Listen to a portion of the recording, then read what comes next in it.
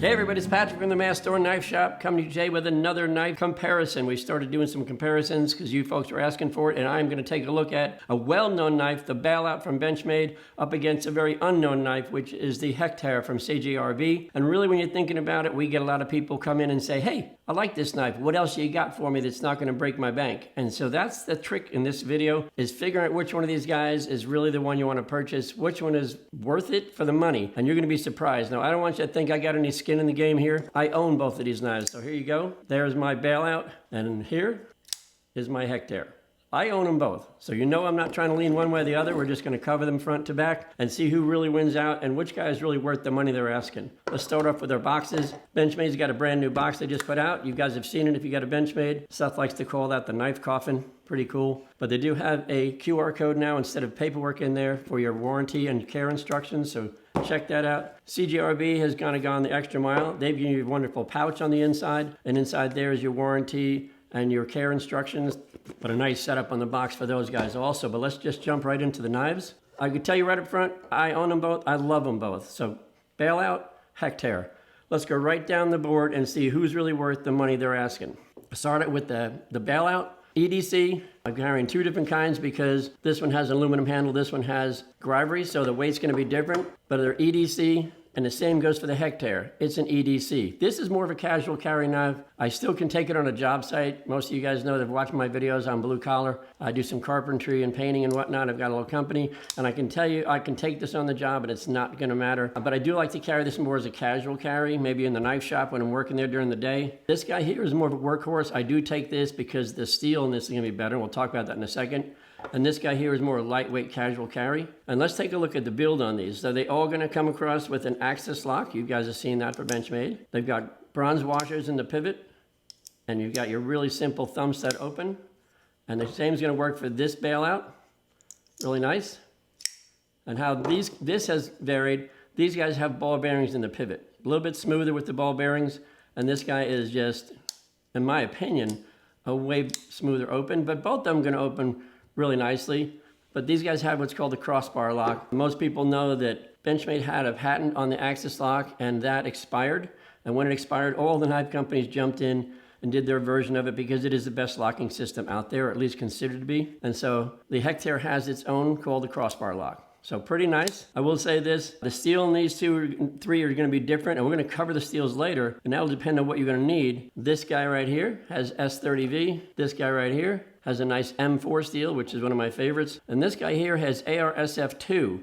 That steel was developed by Artesian Cutlery, specifically for CJRB. In their words, it's a cross between CPM M4 and S30V. So you're not losing anything on the steel just because you don't know the name of it. The AR-SF2 is really, really solid steel. I've used it quite a bit, so I do like that. So as you can see, we're kind of running along the same highway together with these guys. The looks are different, but the mechanisms are pretty much the same. Let's go ahead and take a look at the bodies. This guy here is anodized aluminum, the heavier piece, of course. Good workhorse kind of feel to it. And they do come in a bunch of different colors. This one I brought with us was black. This is typical Grivery. Comes in a nice Ranger green, but it also comes in some other colors, if you like the other colors. Very lightweight. And these guys prefer to do Micarta. So I really like the Micarta, but all three different handles. So, and which one do you need? Again, lightweight, heavier, and just in between. And we'll get to the specs later and see how that affects the weight on these guys. And the look of the blades, you're gonna see this is a flat grind Tanto blade. Some folks don't like Tanto. I don't have an issue with it. I can sharpen up pretty quickly as much as any other blade. It's got a nice DLC coating on it, so it's got a good protection there.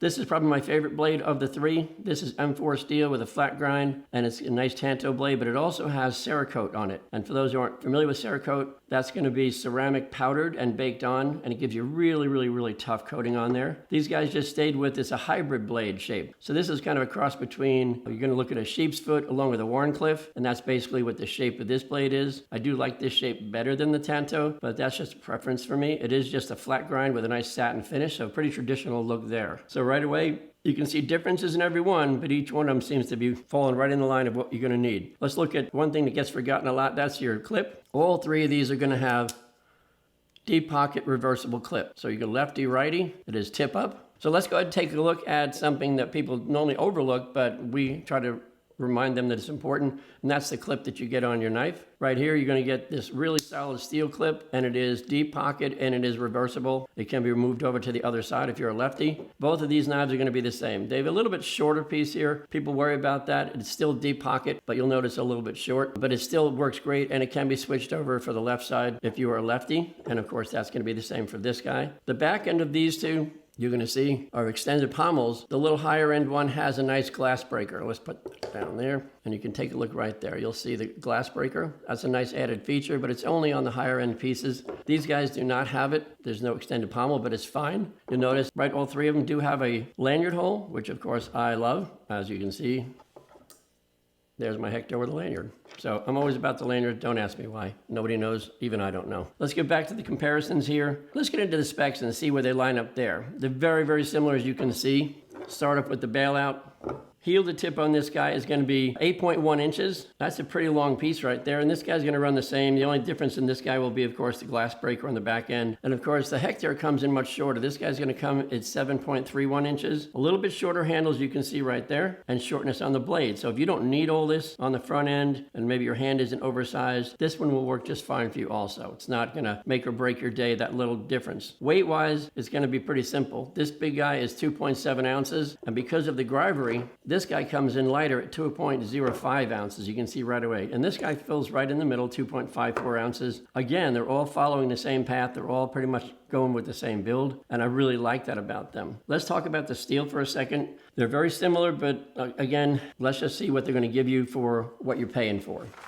I will say this about an M4, which is the main piece that we're looking at with the anodized aluminum. That's probably my favorite steel because I'm blue collar and I build and I use it on the job site. And it puts up with everything I do, from skinning wires on a ceiling fan to trimming some corner of a piece of trim I need to fit. And it'll just hold that edge for a long time for me. The other ones are still great, but let's just take a peek at them. Right here you see in the bottom on edge retention, toughness, and corrosion resistance. This is the chart we always like to bring out for you. CPM M4 is right here, and a nice 6 out of 10 for edge retention. Really jumps a 6.5 for toughness, and drops a little bit as a 4 out of 10 for corrosion resistance, but I'm not really worried about that because I always take care of my tools. Everything gets wiped down, put away nice. Right above it on the chart, which is why I have it right there, CPM S30V, and that's going to be your grivery handle one. Notice it's right there with the same edge retention. It drops a little in toughness, which is why I like the M4 for my job site, but it goes right up the charts for 7.5 on corrosion resistance. So depending on what your needs are for where you work, that's going to matter.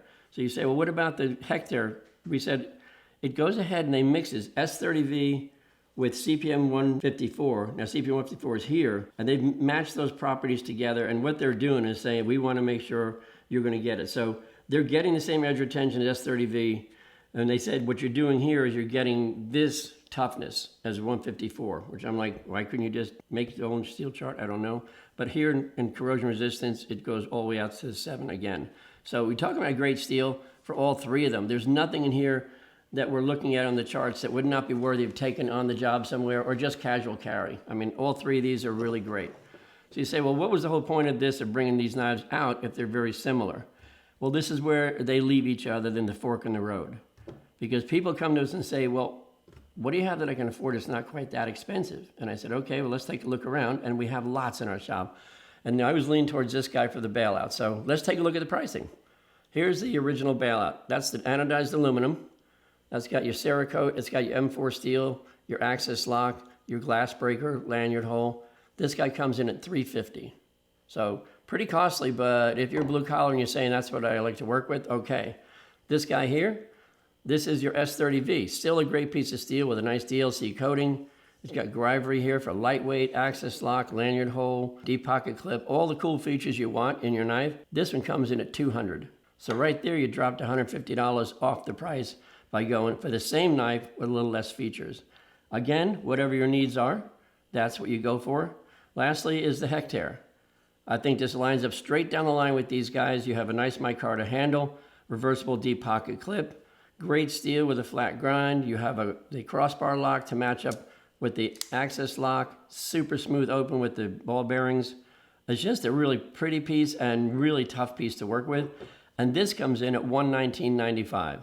So I don't know about you, but that just kind of blows my mind, from $350 to $200 to $120. I'm just like, they're virtually the same knife in many ways. And I know Benchmade guys out there don't chew me up. I just finished buying my 6th Benchmade. I got the Vapor. So you know that I'm a Benchmade person. But I feel like Benchmade's lean a little too hard into the cost increases. And I think they can do better. But in our shop, we like to direct you in a direction that when you leave our shop, you don't feel like you've overspent, but you don't feel like you've, given into a cheaper knife and a less performing knife. So that's kind of one of our cool things we do for you. So that's what we're doing today. I wanted you to see these knives are wonderful. All of them are great. I own them, so I know they're great. But sometimes cost matters, for those of us that aren't making big bucks. Maybe you can give me a great knife that's not going to break my bank, and here we have it. So that will do it today for the Benchmade Bailout versus the CJRB Hectare. Hopefully you guys enjoyed this and the information was helpful. Before you go, can you hit that like button? And be sure to subscribe to our channel. And if you ring that bell, we'll go ahead and make sure that every time we drop a video, you'll get notified. That's it for today, folks. You guys have a good day, and thanks for hanging out. I'll see you next time.